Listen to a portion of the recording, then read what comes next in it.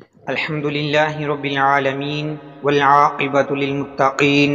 والصلاة والسلام على سيد الأنبياء والمرسلين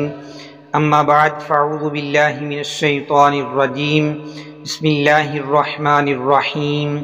قال الله تبارك وتعالى في القرآن المجيد والفرقان الحميد تبارك الذي بيده الملك وهو على كل شيء قدير صدق الله العظيم ان اللہ وملائکتہ یصلون علی النبی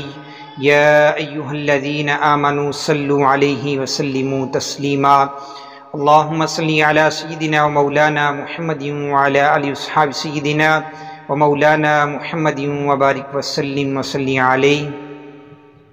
اللہ تبارک و تعالی جل شانہ کی حمد و ثنا اور نبی کریم رؤوف الرحیم صلی اللہ علیہ وآلہ وسلم آپ کی برگاہ اقدس میں ہدیہ درود السلام عرض کرنے کے بعد اللہ تعالیٰ کا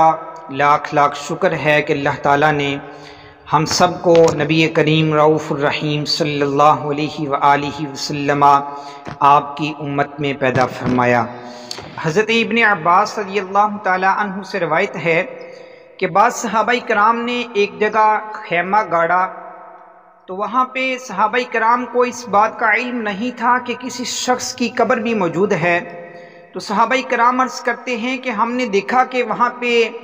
ایک شخص سورۃ الملک کی تلاوت کر رہا ہے، تو صحابہ کرام عرض کرتے ہیں کہ ہم نے یہ بھی سنا کہ اس شخص نے مکمل سورۃ الملک کی تلاوت فرمائی۔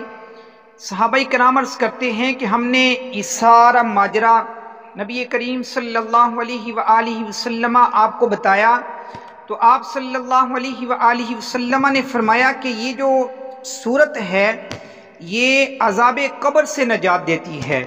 تو ہمیں اس بات سے، اس حدیث مبارکہ سے یہ علم ہوا، ہمیں یہ معلوم ہوا کہ جو شخص روزانہ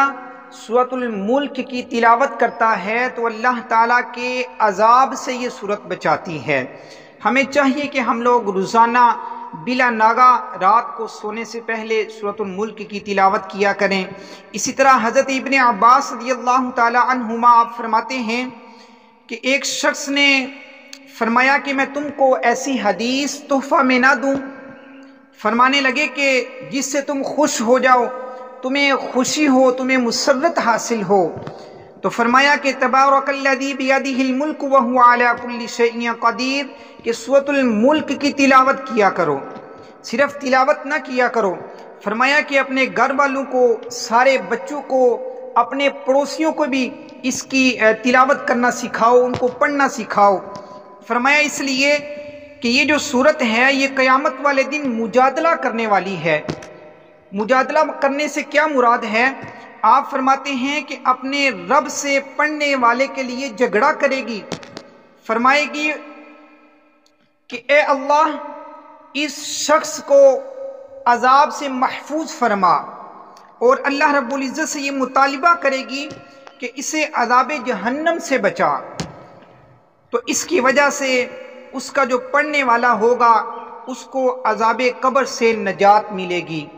دیکھیں پیارے آقا علیہ السلام کی حدیث مبارک کے مطابق سورۃ الملک پڑھنے کی کتنی ہی فضیلت ہے، تو کیوں نہ ہم بھی سورۃ الملک کو پڑھنے کا معمول بنا لیں۔ اگر ہم سورۃ الملک پڑھتے رہیں گے تو اللہ رب العزت ہمیں عذاب قبر سے بھی محفوظ فرمائیں گے۔ حضرت ابن مسعود رضی اللہ تعالی عنہ سے روایت ہے کہ اس سورت کو رسول اللہ صلی اللہ علیہ وآلہ وسلم آپ کے زمانے میں ہم مانے، یعنی کہ عذاب الہی سے روکنے والی صورت کہا جاتا تھا۔ حضرت ابو ہریرہ رضی اللہ تعالیٰ عنہ سے روایت ہے کہ رسول اللہ صلی اللہ علیہ وآلہ وسلم نے فرمایا ہے کہ قرآن مجید کی ایک صورت جس کی 30 آیتیں ہیں، فرمایا کہ اس نے میری امت کے ایک شخص کے لیے سفارش کی اور اللہ نے اس کی مغفرت فرما دی، سبحان اللہ۔ اور فرمایا کہ یہ کون سی صورت ہے؟ فرمایا یہ سورۃ الملک ہے، تبارک الذی بیدہ الملک وہو علی کل شیء قدیر۔ حضرت عائشہ صدیقہ رضی اللہ تعالی عنہا آپ سے مروی ہے کہ رسول اللہ صلی اللہ علیہ وسلم آپ ہر رات کو سورۃ الملک پڑھتے تھے، اور آپ فرماتی ہیں کہ سفر و حضر میں بھی کبھی بھی ترک نہیں فرماتے تھے۔ اس کی فضیلت تو یہ ہو گئی، اب ہم چلتے ہیں کہ اس کے وظائف کی طرف، اس کے فوائد کیا ہیں سورۃ الملک پڑھنے کے۔ اس کو اللہ رب العزت نے بڑی ہی شان و شوکت عطا فرمائی ہے۔ اگر کوئی شخص چاند دیکھ کر اس سورت کو پڑھتا ہے تو 30 دنوں تک وہ تمام سختیوں سے محفوظ رہے گا۔ اس سورت کے اندر 30 آیتیں ہیں، ان 30 آیتوں کی نسبت سے اللہ رب العزت اس شخص کو پورا مہینہ 30 دنوں تک تمام سختیوں سے محفوظ فرمائے گا۔ اگر کوئی شخص سوتے وقت سورۃ الملک کو پڑھنے کا معمول بنا لیتا ہے تو انشاءاللہ تعالی عز و جل یہ جو سورت ہے، اس سورت کے پڑھنے کی برکت سے اللہ تبارک و تعالی اس شخص کو قبر کے عذاب سے محفوظ فرمائیں گے، اور عالم سکرات میں ذرا بر بھی اس کو تکلیف محسوس نہ ہوگی، اور قیامت والے دن پیارے آقا علیہ الصلوۃ والسلام اس شخص کی شفاعت بھی کریں گے۔ سبحان اللہ، کتنی بڑی بات ہے کہ اگر کوئی شخص رات کو سونے سے پہلے ایک مرتبہ سورۃ الملک پڑھنے کا معمول بنا لیتا ہے تو اس کا فائدہ کیا ہوتا ہے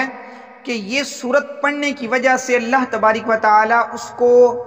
قبر کے عذاب سے محفوظ فرمائے گا۔ پھر فرمایا کہ عالم سکرات میں ذرا بر بھی اس کو تکلیف محسوس نہ ہوگی، اور قیامت والے دن پیارے آقا علیہ الصلوۃ والسلام اس شخص کی شفاعت بھی کریں گے۔ جب قیامت کا دن ہوگا، نفسا نفسی کا عالم ہوگا، تو ہر شخص کو وہاں پہ اپنی اپنی پڑی ہوگی۔ کبھی کوئی شخص کسی کے پاس جائے گا، کبھی حضرت عیسیٰ علیہ السلام کے پاس جائیں گے، کبھی حضرت داؤد علیہ السلام کے پاس جائیں گے، کبھی کسی نبی کے پاس جائیں گے، تو وہ سارے فرمائیں گے کہ پیارے آقا علیہ السلام کی بارگاہ میں حاضر ہو جائیں، وہی شفاعت کریں گے۔